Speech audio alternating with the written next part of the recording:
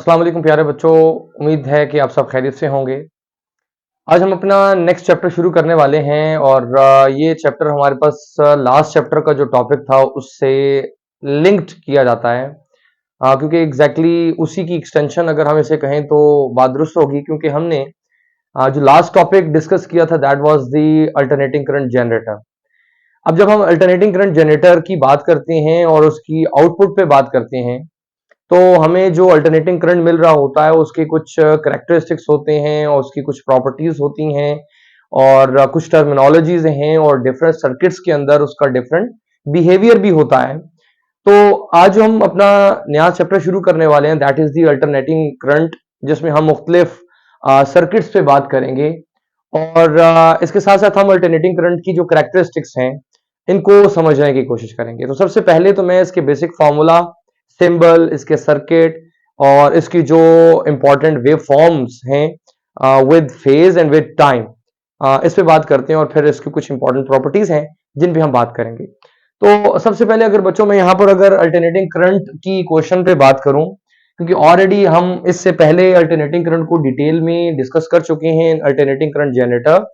तो आप में से जिस बच्चे को वो लेक्चर मिस हो चुका है, आप इससे पहले वाले लेक्चर को लाजमी देखें ताकि आप इन बातों के साथ रिलेट कर सकें उस लेक्चर को और ये बातें आपको इजीली समझ आ जाएं।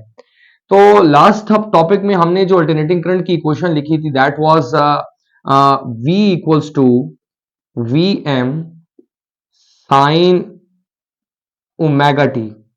और अगर हमें इसको इंडक्शन की टर्म में या मैं यहां पर इसको ईएमएफ की टर्म में लिखूं तो इसको एप्सिलॉन एंड एप्सिलॉन एम की फॉर्म में लिखा जा सकता है। सो हमें मालूम है कि वोल्टेज और ईएमएफ को हम रिप्लेस कर सकते हैं और मैं इसको ऐसा भी लिख सकता हूं बच्चों, V equals to V naught भी लिखा जाता है इसको, तो मैं यहां पर एक साइड पे मेंशन कर देता हूं। हम एक ही तरह की टर्म चलाते हैं और अगर इसको ओपन करें तो 2 पाई एफ इससे लिखा जा सकता है। कैसे लिखा जा सकता है इस पे भी बात करते हैं, क्योंकि एक्चुअली हमारे पास जो ओमेगा होता है that is equals to 2 pi F, ये ओमेगा का फॉर्मूला है और हम इसके अंदर मौजूदा जो फ्रीक्वेंसी है इसके फॉर्मूला से भी वाकिफ हैं कि जो फ्रीक्वेंसी है that is the reciprocal of the time period. तो मैं इस फॉर्मूला को फर्दर चेंज कर सकता हूं जो हमने लास्ट लेक्चर में भी इसको इस तरह से फाइनली रिप्रेजेंट किया था। और जो एक चीज मैं यहां पर आपको और दिखाना चाह रहा हूं कि जो वी एम मैंने लिखा है इसको समटाइम्स हम वी नॉट जैसे सिंबल से भी रिप्रेजेंट करते हैं जस्ट टू शो कि ये हमारे पास जो है मैक्सिमम वैल्यू है, ये हमारे पास पीक वैल्यू है। तो इसको हम मैक्सिमम या पीक वैल्यू को शो करने के लिए यूज कर सकते हैं, वी एम लिखें या वी नॉट लिखें। तो इस फॉर्मूला को फाइनली अगर मैं इसको ऐसा लिख दूं तो v equals to V M sine 2 pi by T into T. So this is the final expression of the alternating voltage. और इसी पे हमने ओहम्स लॉ अगर अप्लाई किया जो हमने लास्ट लेक्चर में भी देखा था, अगर अप्लाई कर दें यहाँ ओहम्स लॉ को तो करंट की क्वेश्चन भी लिखी जा सकती है इसी तरह से। तो हम डायरेक्टली लिख लेते हैं I equals to I M sine 2 pi by T into T. So ये हमारे पास बच्चों आ चुकी है अल्टरनेटिंग करंट की इक्वेशन। अब इन दोनों इक्वेशंस को हमने लास्ट लेक्चर में बहुत डिटेल में डिस्कस किया और बच्चों मैं इसीलिए बार बार रेफरेंस दे रहा हूं क्योंकि जिन बच्चों ने ये बातें नहीं स्टडी की हुई उनके लिए आगे डायरेक्टली ऐसे चलना मुश्किल होगा। तो आप इस लेक्चर को आगे प्रोसीड करने से पहले जो लास्ट लेक्चर उसको लाजमी देख लीजिएगा। हमने ये भी देखा था कि अगर हम इन वोल्टेज या करंट को वेव फॉर्म्स की तरह रिप्रेजेंट करें, अगर हम इसको ग्राफिकली या पिक्टोरियली रिप्रेजेंट करें तो इसको कैसे रिप्रेजेंट किया जा सकता है इन टर्म्स ऑफ साइनोसाइडल वेव। और इसका जो वेव फॉर्म है ये आपके सामने मैंने यहां पर कुछ इस तरह से ड्रॉ कर दिया है। अगर हम यहां इस वेव फॉर्म में टाइम को रिप्रेजेंट करें तो हमें मालूम है कि क्योंकि ये जो वेव फॉर्म हमारे सामने बन रही है अल्टरनेटिंग करंट की, जिसमें एक हाफ पॉजिटिव एक्सिस का है तो दूसरा हाफ हमारे पास जो वो नेगेटिव एक्सिस का है, इसमें जो टोटल टाइम होता है वो 0 से लेकर टोटल टाइम कैपिटल टी तक होता है, जिसे हम अमूमन टाइम पीरियड भी कहते हैं। तो हमने इस टाइम को स्प्लिट किया था इन डिफरेंट क्वार्टर्स। तो क्योंकि एक साइकिल के अंदर, एक वेव फॉर्म के अंदर 4 क्वार्टर होते हैं, first, second, third and fourth quarter. तो अगर इस रेफरेंस से हम चलें तो हमारे पास जो यहाँ टाइम होता है इसे हम कहते हैं T/4। यहाँ जो टाइम होता है साइकिल का दैट इज T/2। यहाँ इससे आगे जो हमारे पास टाइम होता है इसे हम कहते हैं 3T/4। और जो फाइनल टाइम होता है ये हमारे पास है टाइम T। अब ये टाइम की कैसे डिवीजन हमने की थी इस पे भी ऑलरेडी बात की जा चुकी है। जस्ट मैं चीजों को कुछ समराइज कर रहा हूं और टाइम को जस्ट यहां पर मैं दिखा रहा हूं कि ऐसी बातें हम ऑलरेडी कर चुके हैं। इसी तरह अगर बच्चों हम टाइम से हट के बात करें तो चाहे यहां मैं इसको वोल्टेज लिख दूं, ये याद रहे कि ये हमारे पास शो करता है इसके वोल्टेज मैक्सिमम को, इसी तरह से ये भी शो करता है वोल्टेज मैक्सिमम को। उसके साथ अगर प्लस लिख देते हैं तो उसके साथ माइनस लिख देते हैं। इसका मतलब ये होगा कि जस्ट पोलैरिटी चेंज हुई है यानी एक्सिस चेंज हुआ है। हमारे पास जो वोल्टेज है उसका जो पहला हाफ है वो अबव एक्सिस है यानी पॉजिटिव है, और जो दूसरा हाफ है that is in the negative axis तो उसको हमने उसके साथ नेगेटिव साइन का इस्तेमाल किया है। लाइकवाइज हम करंट के लिए भी ऐसे ही कर सकते हैं, V की जगह I का जो लेटर है उसको हम यूज कर सकते हैं। अभी हम बात करते हैं कि अगर हमें टाइम से हट के एंगल्स यानी फेज की फॉर्म में कहीं वेव फॉर्म को रिप्रेजेंट करना पड़ता है तो हम एंगल्स को कैसे शो करेंगे, और ऑलरेडी हम इस पे भी बात कर चुके हैं। अगेन अगर मैं इस पूरी वेव को क्वार्टर्स में डिवाइड कर लूं यानी 4 क्वार्टर्स इसके अंदर मौजूद हैं, सो पहला एंगल हमारे पास होता है 0 डिग्री। और क्योंकि हम इसको डिग्रीज में अभी फिलहाल डिस्कस नहीं कर रहे हैं, रेडियंस में इसको लेके जा रहे हैं, तो सेकंड एंगल इज दी π/2। इससे आगे अगर हम चलें तो ये जो हमारे पास यहाँ तीसरा एंगल आता है दैट इज पाई यानी कि 180 डिग्री के बराबर होता है। इससे अगर हम आगे चलें तो हमारे पास आता है 3π/2 यानी 270 डिग्री, और साइकिल की कंप्लीशन होती है 360 डिग्री यानी इसको हम लिख सकते हैं 2π। तो हमने ये देखा कि हम वोल्टेज और करंट की जब भी कभी वेव फॉर्म ड्रॉ करते हैं तो ये जो वेव फॉर्म है इसके अंदर दो हाफ मौजूद होते हैं, और इन दोनों हाफ्स में से एक जो है वो अबव एक्सिस होता है और दूसरा बिलो एक्सिस होता है, like as the harmonic motions जो हम क्लासिकल मैकेनिक्स में पढ़ चुके हैं। और उसी तरह से यहां पर हम टाइम की डिवीजन करते हैं, टाइम को डिफरेंट एक्सिस और डिफरेंट जो हमारे पास क्वार्टर्स हैं उसके लिए हम यहाँ पर रिप्रेजेंट करते हैं। और समटाइम्स क्योंकि टाइम से हटकर भी हमसे कोई बात पूछी जाती है तो हम टाइम से हटकर फिर एंगल्स की बात कर लेते हैं। तो दो तरह की रिप्रेजेंटेशन हमारे पास हैं, दो तरह से हम अल्टरनेटिंग करंट और वोल्टेज की वेव फॉर्म को ड्रॉ कर सकते हैं, in terms of time and in terms of phase यानी कि एंगल। अब यहां पर कुछ बच्चों हमारे पास इसके इंपॉर्टेंट कैरेक्टर्स हैं, तो इन इंपॉर्टेंट कैरेक्टर्स में हम बात करेंगे कि अल्टरनेटिंग करंट के अंदर कौन कौन सी टर्मिनोलॉजीज चलती हैं और अल्टरनेटिंग करंट या जो वोल्टेज है उसकी क्या खूबी होती है और उसको हम किस फॉर्म में यूज कर रहे होते हैं। तो इसके अंदर बहुत ज्यादा इंपॉर्टेंट बातें होने वाली हैं। तो स्टार्ट करेंगे इसकी कुछ टर्मिनोलॉजीज पे कि कौन कौन सी टर्मिनोलॉजीज जो है हम कॉमनली इस्तेमाल करते हैं। तो सबसे पहले अगर हम देखें तो पहली चीज होती है इसका टाइम पीरियड। अब टाइम पीरियड जैसी चीज से हम ऑलरेडी वाकिफ हैं क्योंकि जो मैंने आपको वेव फॉर्म दिखाई है उसके अंदर भी इसका जिक्र हो चुका है। तो रफली अगर मैं इसको फिर से एक बार छोटा सा वेव फॉर्म बनाकर दिखा दूं तो ये आपको दोबारा से कंफर्म हो जाएगा, याद हो जाएगा कि इसका कहाँ जिक्र करना और कैसे जिक्र करना है। क्योंकि अल्टरनेटिंग करंट जो है वो साइकिल्स की फॉर्म में चल रहा है, और जो साइकिल्स होती हैं उनके अंदर हमारे पास दो तरह के हाफ चल रहे होते हैं, एक पॉजिटिव और दूसरा नेगेटिव हाफ चल रहा होता है। और एक साइकिल की कंप्लीशन में जो टाइम लगता है, जो यूटिलाइजेशन ऑफ टाइम होता है, उस टाइम को बच्चों हम कहते हैं टाइम पीरियड। इसको मेजर हम सेकंड्स में कर रहे होते हैं। सो बेसिकली वो टाइम जिस टाइम के अंदर एक साइकिल अल्टरनेटिंग करंट की या वोल्टेज की कंप्लीट होती है, that time is known as the time period. और अगर मैं यहां पर कुछ ऐसी बात करूं इसके साथ, अगर मैं सेकंड कैरेक्टर को रिलेट कर लूं तो यहां मुझे सेकंड चीज दिखाई देती है दैट इज द फ्रीक्वेंसी।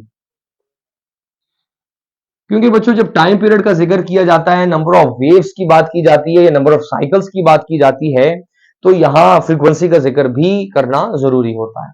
यानी अगर मैं आपको यहां पर नंबर ऑफ साइकिल्स दिखा देता हूं, मेरे पास ये वेव फॉर्म्स दिखा रहा हूं और मैं आपसे कहता हूं कि ये जो वेव फॉर्म्स हैं इनका जो टाइम पीरियड है वो कहीं यहां जाकर कंप्लीट होता है एक्सिस में टाइम पीरियड, यहां मैं इसको मेंशन कर रहा हूं।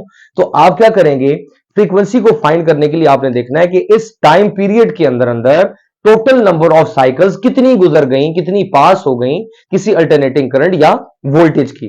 तो मैं देख रहा हूं कि टाइम अगर स्टार्ट हुआ 0 से और टाइम पीरियड हमारे पास आ गया टी, कैपिटल टी, तो इस दौरान मैं देखता हूं कि 2 साइकिल्स गुजरी हैं। 2 साइकिल्स में क्या हो रहा है बच्चों, एक साइकिल में एक अप और एक डाउन, ये एक साइकिल पूरी हुई, दूसरी साइकिल में फिर एक अप और एक डाउन, तो ये टोटल 2 साइकिल्स हैं। तो ये हमारे पास यहां पर इस तरह से फ्रीक्वेंसी बन जाती है 2 हर्ट्ज। अच्छा, तो आमतौर पे हम अगर इसको डिफाइन करें तो ऐसे ही कहा जा सकता है कि number of cycles in 1 second, number of cycles in 1 second, ये इसकी जनरल डेफिनेशन है कि एक सेकंड के अंदर अंदर अल्टरनेटिंग करंट या वोल्टेज की कितनी नंबर ऑफ साइकिल्स जो हैं, नंबर ऑफ वाइब्रेशंस जो हैं वो पास हो गई हैं, गुजर गई हैं थ्रू एनी सर्किट, तो इसे हम कहेंगे फ्रीक्वेंसी। और अगर बच्चों मैं बात करूं जो हमें अल्टरनेटिंग करंट या वोल्टेज कहीं पाकिस्तान में मिल रहा है थ्रू इलेक्ट्रिक सप्लाइंग कंपनीज, तो उसकी जो वैल्यू होती है दैट इज अबाउट 50 हर्ट्ज। ये याद रखिएगा, जो हमारे एशियन रीजन में हमें अल्टरनेटिंग करंट या वोल्टेज की फ्रीक्वेंसी दी जा रही है दैट इज 50 हर्ट्ज। इसका मतलब ये है कि जो हमें हाउस होल्ड पर्पस के लिए इलेक्ट्रिसिटी मिलती है उसमें एक सेकंड के अंदर अंदर 50 नंबर ऑफ साइकिल्स जो है वो पास हो जाती हैं, गुजर जाती हैं, यानी ये बहुत ज्यादा फ्रीक्वेंसी है। और इसके साथ जो रेंज ऑफ वोल्टेज चलता है बच्चों, ये होता है हमारे पास 220 वोल्ट।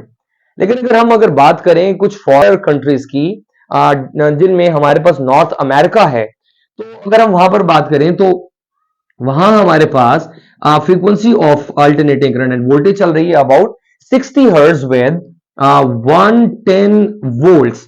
तो इसमें परेशान होने की कोई बात नहीं है। बेसिकली जो फ्रीक्वेंसी हमारे पास है उसको देखते हुए साथ हम वोल्टेज को सेट करते हैं ताकि हम जो पावर ट्रांसमिशन करनी है वो उतनी हो सके। तो इन दोनों में जो पावर ट्रांसमिशन होनी है टू द अप्लायंसेस एग्जैक्टली वो सेम रहती है।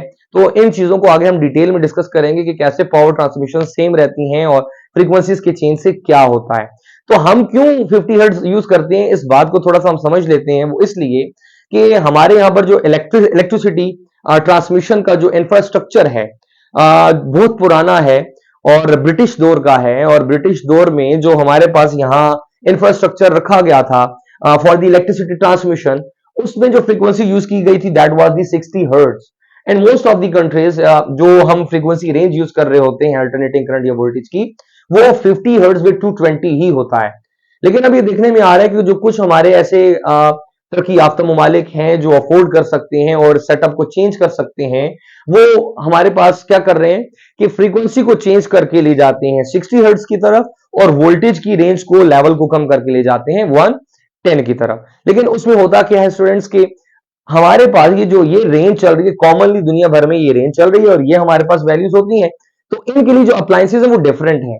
तो जब हम ये फ्रीक्वेंसी और ये वोल्टेज लेके आएंगे तो इन तक जो हमारे पास अप्लायंसेज हैं जिनको हमने अप्लायंसेज में वर्किंग में लेके आना है बाय यूजिंग 60 हर्ट्ज विद 110, वो इनकी कंपैटिबल होनी चाहिए। तो कंपैटिबिलिटी के लिए हमें जो अप्लायंसेज हैं उनको रीडिजाइन करना पड़ता है। तो ये एक इशू है कि मैं अगर आपसे कहूं कि नॉर्थ अमेरिका की कोई अगर हमारे पास अप्लायंस है और डायरेक्टली पाकिस्तान में आकर हम उसको चला लें तो डायरेक्टली नहीं चलाया जा सकता विदाउट एनी एडाप्टर या विदाउट एनी कन्वर्जन। सो कन्वर्जन हमें जरूरी होती है, कन्वर्ट करना जरूरी होता है just for the compatibility of the devices with the input जो हम उसको प्रोवाइड कर रहे होते हैं। इसके बाद जो बच्चों हमारे पास नेक्स्ट जो टर्मिनोलॉजी होती है that is the peak value. Peak value क्या है हमारे पास, इस पीक वैल्यू पे भी बात करते हैं। Number third one is the peak value. अब पीक वैल्यू से हमारे जहन में एक वर्ड आ रहा है और आपके जहन में भी यकीनन वर्ड आया होगा कि ये पीक जो है ये किसी क्लाइमेक्स को, किसी मैक्सिमम हाइट को या किसी बुलंदी को या किसी क्रस्ट को रिप्रेजेंट कर रहा है। सो एग्जैक्टली ऐसा ही कुछ है। तो क्योंकि हम जानते हैं कि जो अल्टरनेटिंग करंट होता है उसकी जो वेव फॉर्म होती है कुछ ऐसी होती है और वेव फॉर्म में हम देख सकते हैं कि स्टार्टिंग हमारे पास होती है 0 यानी मिनिमम से और ये चलते चलते हो जाती है मैक्सिमम, फिर ये मिनिमम हो जाती है और फिर ये चलते चलते हमारे पास बिलो एक्सिस यानी लोअर एक्सिस में जाकर हो जाती है मैक्सिमम और फिर से साइकिल के एंड पर आकर ये हो जाती है मिनिमम। तो बच्चों हमारे पास एक साइकिल के अंदर हम देख रहे हैं कि दो हमें पीक्स मिल रही हैं, दो क्लाइमेक्स यानी दो मैक्सिमम हाइट्स मिल रही हैं, जहां पर हमारे पास वोल्टेज या करंट क्या होगा, मैक्सिमम होगा। तो the maximum value of the voltage and the current in one half is known as the peak value. ये जो लिखी हुई वैल्यू यहां से हमें मिलेगी, that is known as the peak value of the positive axis. और यहां से अगर मैं वैल्यू निकालता हूं तो that is the peak value of the negative axis, जो कि बिलो एक्सिस है। याद रहे कि ये भी मैक्सिमम है, यहां मैग्नीट्यूड में कोई चेंज नहीं आता। बच्चे बाजू का समझते हैं कि ये कोई मिनिमम वैल्यूज को शो कर रहा है, so not at all. Negative axis में चले जाने का मतलब जस्ट इतना है कि अल्टरनेटिंग करंट ने या वोल्टेज ने अपनी पोलैरिटी चेंज की है, अपना एक्सिस चेंज किया है, so still the value is maximum but with the negative sign. तो यहां हमारे पास, हम मान लें कि ये करंट है नेगेटिव्स के साथ और ये हमारे पास है करंट पॉजिटिव के साथ, तो I am is the maximum value और द पीक वैल्यू। और ये भी हमारे पास जो माइनस के साथ है, बिलो एक्सेस मैक्सिमम वैल्यू। और मैक्सिमम वैल्यू के लिए मैं ऑलरेडी बता चुका हूं, सिंबल होता है आई एम, या हम इसको लिख सकते हैं आई नॉट। तो बच्चों अगर मैं मान लेता हूं कि जो पीक वैल्यू हमें घरों में सप्लाई की जा रही है through the electric supplying companies, तो दर हकीकत बात जो मैं आपको बताने वाला हूं इससे थोड़ी सी डिफरेंट है। क्योंकि हमें, अगर मैं आपसे कहूं कि कंपनीज हमें कभी भी पीक वैल्यूज प्रोवाइड नहीं करती, but I will discuss this point when I will start the new terminology, new point, that is the root mean square value.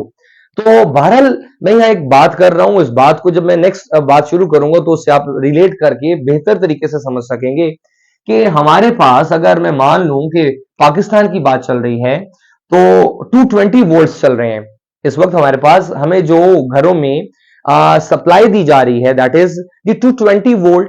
तो उसके रेफरेंस से अगर मैं बात करूं कि पीक वैल्यू हमें कितनी मिलती है, तो about 311 volts positive axis and 311 volt in negative axis. और अगर मैं यहां पर वोल्टेज की बात करूं, peak value of voltage above axis and negative peak value यानी कि below axis, minus 311 and plus 311। अब आप सोच रहे होंगे सर ये क्या बात हुई, अभी तो आप कह रहे थे कि 220 वोल्ट्स मिल रहे हैं, लेकिन अभी आपने यहां पर लिख दिया द पीक वैल्यू इज 311। तो बात इतनी है बच्चों, जिसको मैं थोड़ा सा यहां पर इसका जिक्र कर देता हूं कि हमें जो इलेक्ट्रिक सप्लाइंग कंपनीज हैं वो कभी भी पीक वैल्यूज जो है वो प्रोवाइड नहीं करती, इसलिए कि हमारी तमाम तर अप्लायंसेस पीक वैल्यूज के लिए कंपैटिबल नहीं होती हैं। पीक वैल्यूज पे हम उन अप्लायंसेस को इस्तेमाल नहीं कर सकते। यानी अगर हम किसी अप्लायंस को एग्जैक्टली पीक वैल्यू देकर चलाएं, यानी 311 वोल्ट्स तक लेकर जाएं, तो हमारी जो अप्लायंस है उसके खराब होने के चांसेस मैक्सिमम हो जाते हैं। वो अप्लायंस खराब हो सकती है, वो इसलिए खराब हो सकती है बच्चों कि हम देख रहे हैं कि हमारे पास वेव फॉर्म में ये ऊपर वाला जो हिस्सा है ये, और जो नीचे वाला हिस्सा ये, इसके अंदर इतनी रैपिड फ्लक्चुएशंस हैं, वैल्यूज में इतना ज्यादा रैपिड चेंज आ रहा है कि ये चेंज हमारी अप्लायंसेस को डैमेज कर सकता है। तो हम क्या करते हैं, अपनी अप्लायंसेस को इस डैमेज से बचाने के लिए किसी भी अल्टरनेटिंग करंट या जो वोल्टेज है हमारे पास, उसमें पीक वैल्यू तक हम जाते ही नहीं है। हम क्या करते हैं, उस पीक वैल्यू से पहले की वैल्यूज को हम यूज कर लेते हैं, या हम एक ऐसी कांस्टेंट वैल्यू अचीव कर लेते हैं कि हमारी अप्लायंसेस को लगातार एक ही तरह की वैल्यू मिलती रहे। तो हम क्या करते हैं, हम पीक वैल्यू की बजाय उस वैल्यू को अटेन करते हैं, अचीव करते हैं जो वैल्यू हमारे पास कांस्टेंट हो, और वो वैल्यू हम जो यूज कर रहे हैं दैट इज दी 220 वोल्ट। तो होता कि बच्चों, हम इसको थोड़ी देर में डिटेल में डिस्कस करेंगे, कहीं इस जगह आकर हमें मिल जाते हैं 220 वोल्ट्स। अब यहां पर भी 220 वोल्ट, इस जगह आऊं तो भी 220 वोल्ट। तो आप देख रहे हैं कि एक क्वार्टर के अंदर 220 वोल्ट 220 वोल्ट, नो चेंज। फिर हमारे पास पोलैरिटी चेंज हुई, हम चले गए लोअर एक्सिस में और हम पीक वैल्यू को यूज नहीं कर रहे। हमने क्या किया, कांस्टेंट वैल्यू अटेन कर रखी है। अगेन यहां पर हमें मिल गया 220 वोल्ट, और नेक्स्ट पॉइंट पर यहां पर हूं मैं फोर्थ क्वार्टर में, तो अगेन हमें मिल रहे हैं 220 वोल्ट। तो मैं देख रहा हूं कि थ्रू आउट द साइकिल इसमें जो मैक्सिमम पॉइंट्स हमारे पास हैं, उन मैक्सिमम पॉइंट्स पे मेरे पास वैल्यूज क्या चल रही हैं, 220 volt 220 volt 220 volt and again 220 volt. तो मैं देख रहा हूं कि रैपिड चेंज नहीं आ रहा है, चेंज हमारे पास आ रहा है इस दौरान जबकि साइकिल यानी पोलैरिटी चेंज हो रही है। तो हमने क्या किया, इतने हिस्से को अपनी अप्लायंसेस तक पहुंचने नहीं दिया। तो पहुंचने नहीं दिया क्योंकि आपको देख रहा है, क्योंकि यहां पर बहुत ज्यादा रैपिड चेंजेस हैं। तो हम चाहते हैं कि रैपिड चेंजेस जो आ रहे हैं, चाहे वो वोल्टेज के हो या करंट के हो, वो हमारी अप्लायंसेस तक ना पहुंच सके। तो एक बात अपने जहनों में अपनी बिठा लें, ये कॉन्सेप्ट क्लियर कर लें कि हम पीक वैल्यू की बात तो करेंगे, हम ये भी अपने जहनों में रखेंगे कि अगर हमें जो कंपनीज हैं वो 220 वोल्ट सप्लाई करती हैं, इसका मतलब ये हुआ कि 220 वोल्ट पीक वैल्यू नहीं है। ये पीक वैल्यू नहीं, बल्कि ये मैं थोड़ा सा जिक्र कर देता हूं, ये RMS यानी रूट मीन स्क्वायर वैल्यू है। तो इसके रेफरेंस से अगर हम पीक वैल्यू इस वेव फॉर्म में निकालें तो ऑलमोस्ट 311 वोल्ट्स बनते हैं। और हम 220 वोल्ट से ऊपर जो वोल्ट्स हमारे पास होते हैं, हम वो प्रोड्यूस ही नहीं करते हैं।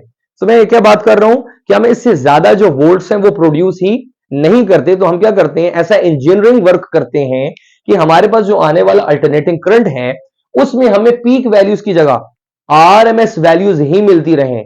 तो हमने ये देखा बच्चों कि पीक वैल्यूज थ्योरेटिकली तो डिस्कस होंगी, बट प्रैक्टिकली हम पीक वैल्यूज को कभी भी इस्तेमाल नहीं करते, क्योंकि उससे हैजर्ड्स ऑफ इलेक्ट्रिसिटीज क्या हो जाते हैं, बढ़ जाते हैं। तो अभी हम साथ में देखते हैं कि जो रूट मीन स्क्वायर वैल्यू है यानी RMS वैल्यू है वो क्या है और हम इसको क्यों यूज करते हैं। So root mean square value, जैसे कि मैंने जिक्र किया कि हम पीक वैल्यूज का इस्तेमाल नहीं करते, हम जो वैल्यू यूज करते हैं that is the root mean square value.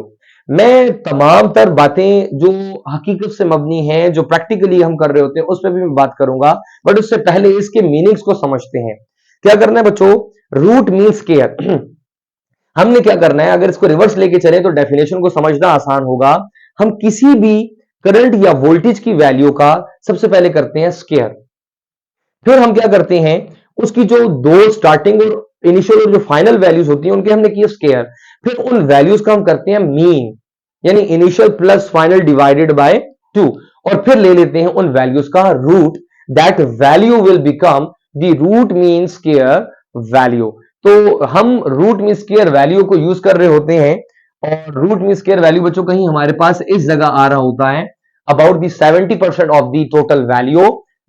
Total value को जो तकरीबन 70% बनता है, यानी जो हमारे पास पीक के करीब वैल्यू बन रही होती है उसके करीब करीब ही जाकर कहीं वैल्यू अटेन होती है। तो हम इसको क्यों यूज करते हैं, प्रैक्टिकली इस चीज को हम देखते हैं कि रूट मीन स्क्वायर वैल्यू को हमने यूज क्यों किया। मैं एक वेव फॉर्म दिखा रहा हूं आप बच्चों को।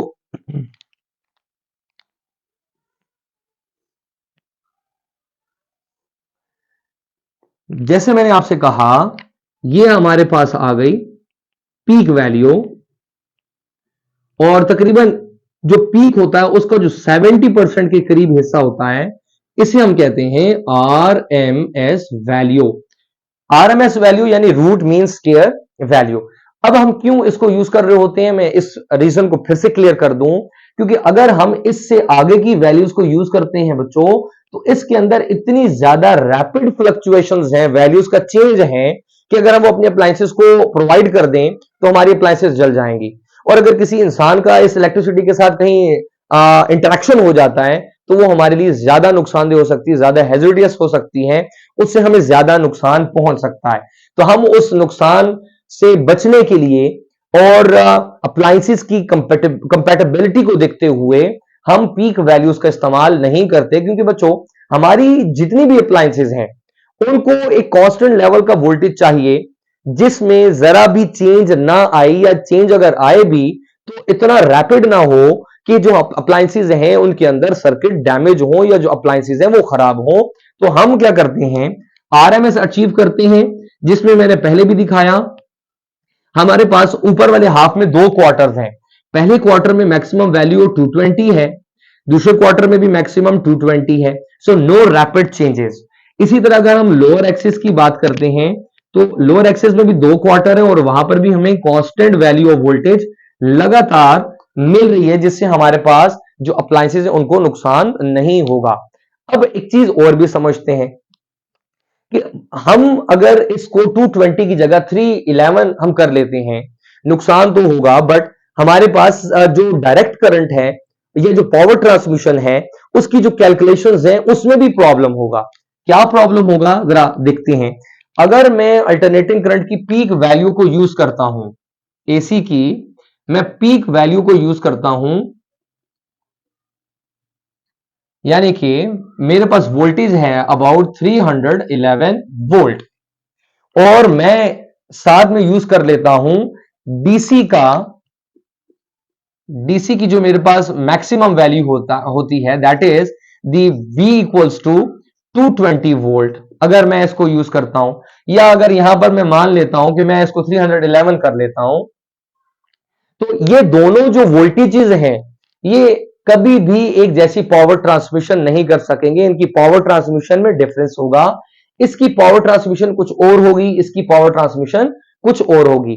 हमने ऑब्जर्वेशंस में ये बात देखी है कि जब हम किसी करंट या वोल्टेज की आरएमएस वैल्यू लेते हैं और आरएमएस लेकर उसको किस लेवल पे ले आते हैं, 220 वोल्ट, यानी इसको बदल दिया और इसकी जगह ले आए आरएमएस वैल्यू, और आरएमएस वैल्यू कितनी है, 220 वोल्ट। तो 220 वोल्ट आरएमएस अल्टरनेटिंग करंट के उतनी ही पावर ट्रांसमिशन करते हैं सर्किट में, जितनी ट्रांसमिशन डायरेक्ट वोल्टेज में 220 वोल्ट की वजह से ट्रांसमिशन ऑफ पावर हो रही होती है। यानी मैं अगर आपसे कहूं कि RMS value of alternating current 220 volt हो और हमारे पास जो डायरेक्ट वोल्टेज है वो 220 हो, तो पावर ट्रांसमिशन क्या होगी, सेम। लेकिन अगर मैं लूं पीक वैल्यू यानी कि 311 और साथ में लूं मैं डीसी के 220 वोल्ट, तो ये दोनों कभी भी एक जैसी पावर की ट्रांसमिशन नहीं करेंगे। तो यहां पर क्योंकि दोनों को हम एक ही लेवल और एक स्केल के साथ देखना चाहते हैं, तो हमने ये देखा कि अगर डीसी हमारे पास 220 है तो एसी भी इतना होना चाहिए।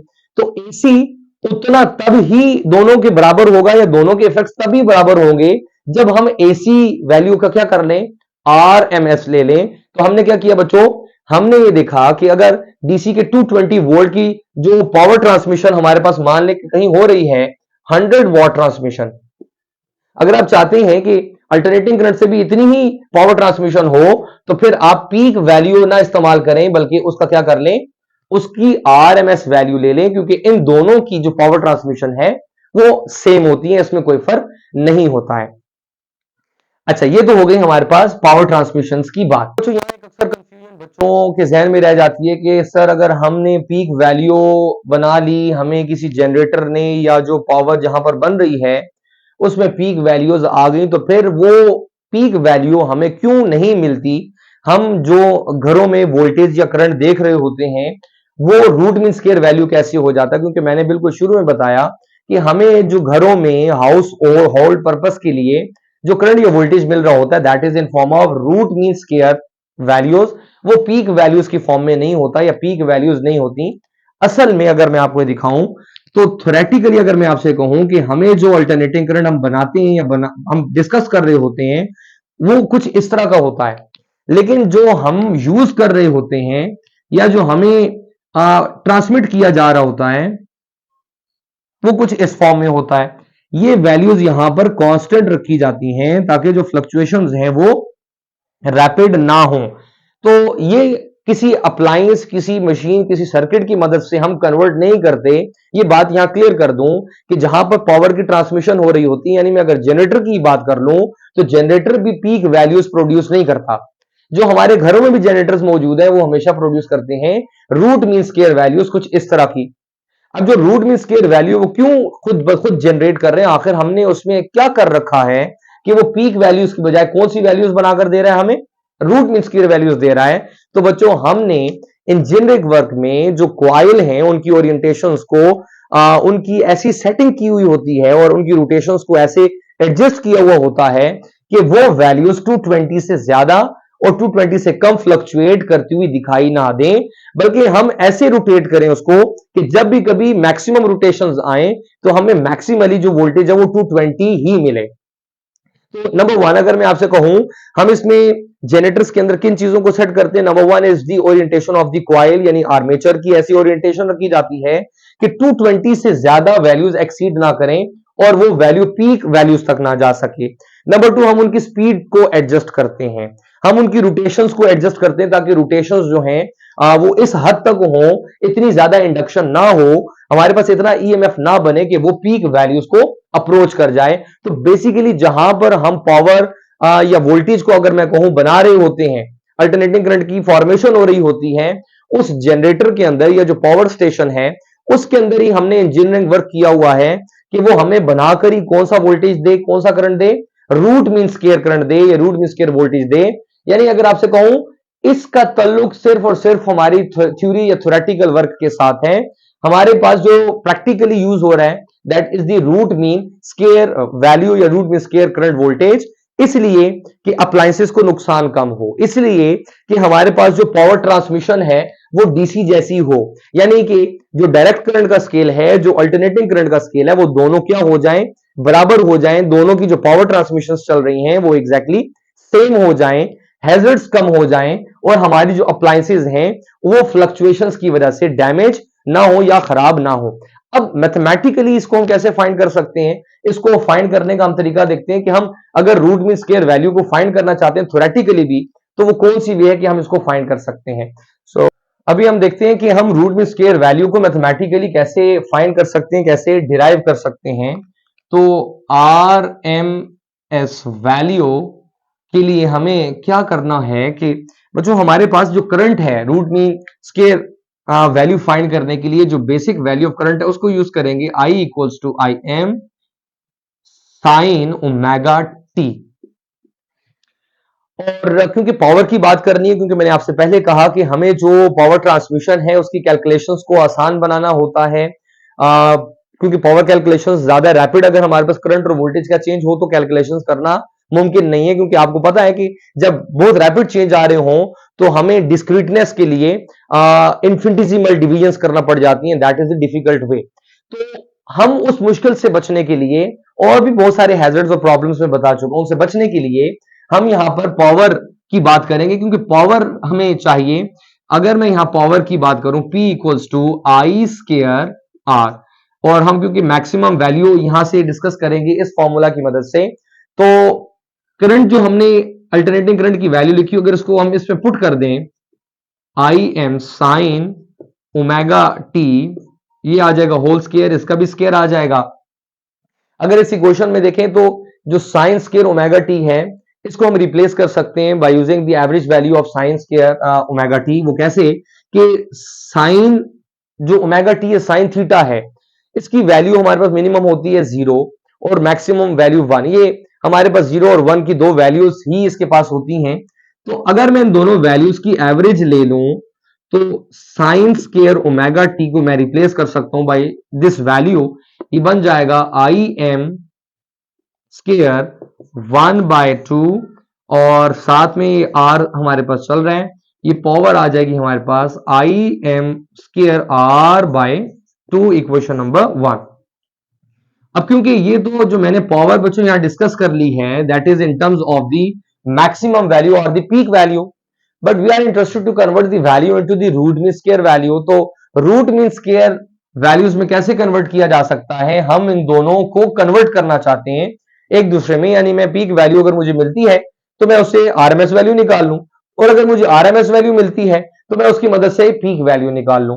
तो मुझे पावर का फॉर्मूला दोबारा लिखना है इन terms of the RMS value, तो मैं यहां पर लिखूंगा आई, मैं यहां इसको लिख देता हूं square R M S and साथ लिख देते हैं आर।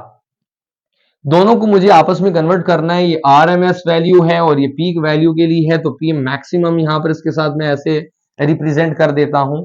तो मैं अगर इन दोनों इक्वेशंस को कंपेयर कर लूं, compare equation 1 and 2,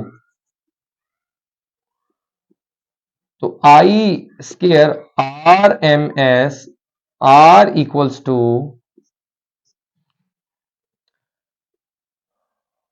I M square R by 2,